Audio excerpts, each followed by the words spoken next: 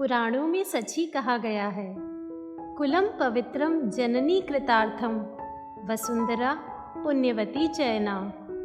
अर्थात कभी कभी ऐसी संतान जन्म लेती है जिनके आने से कुल पवित्र हो जाता है, माँ कृतार्थ हो जाती है और यह पूरी वसुंधरा अपने सौभाग्य को सराहती है।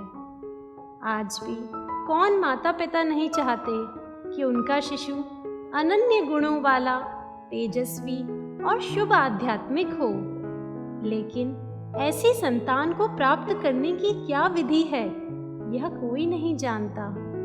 आज विज्ञान की भी सिर्फ इतनी सीमा है कि वह यह बता सकता है कि गर्भस्थ शिशु का शारीरिक विकास कैसा है, किंतु उसके गुण, कर्म और स्वभाव कैसा है, यह कोई नहीं बता सकता।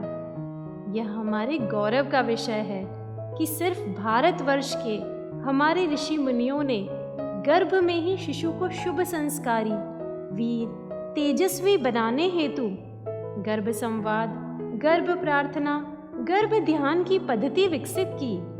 इतना ही नहीं, गर्भ संस्कार रूपी अनुष्ठान द्वारा ब्रह्मांड से एक श्रेष्ठ आत्मा को कैसे बुलाया जाए, यह भी बताया।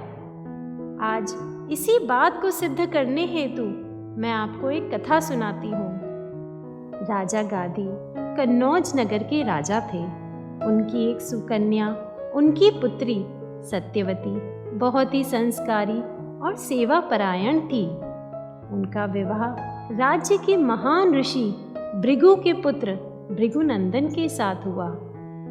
कुछ समय पश्चात जब सत्यवती और उनकी अपनी माँ एक साथ गर्भ संस्कार हेतु अपने ससुर ऋषि भृगु के पास गए, तब उन्होंने संस्कार करने के बाद सत्यवती और उनकी माता को एक चरु पीने के लिए दिया।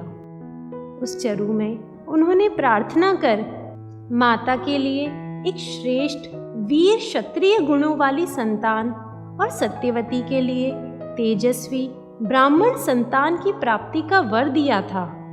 किंतु माँ ने सोचा जरूर सत्यवती को उन्होंने कुछ खास दिया होगा, इसलिए उन्होंने चरु बदल दिए। ऋषि भृगु को अपने योग ज्ञान द्वारा जब यह पता चला तो उन्होंने अपनी बहू को इसकी जानकारी दी और कहा, अब तुम्हारी संतान क्षत्रिय संस्कारों वाली होगी और तुम्हारी माता की ब्राह्मण संस्कारों वाली। यह जान सत्यवती बहुत दुखी हुई और उसने प्रार्थना की कि मेरा पुत्र ब्राह्मण संस्कारों वाला ही हो, चाहे मेरा पोता क्षत्रिय संस्कार वाला हो जाए।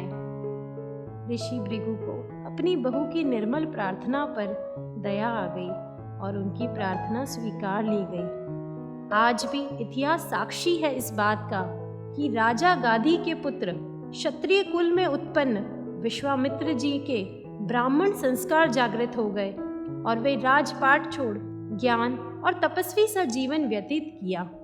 और इधर परशुराम जी जो सत्यवती के पोते थे, वे ब्राह्मण कुल में उत्पन्न होने के बाद भी क्षत्रियों भांति परशुले जीवन भर बुराइयों का नाश करते चले।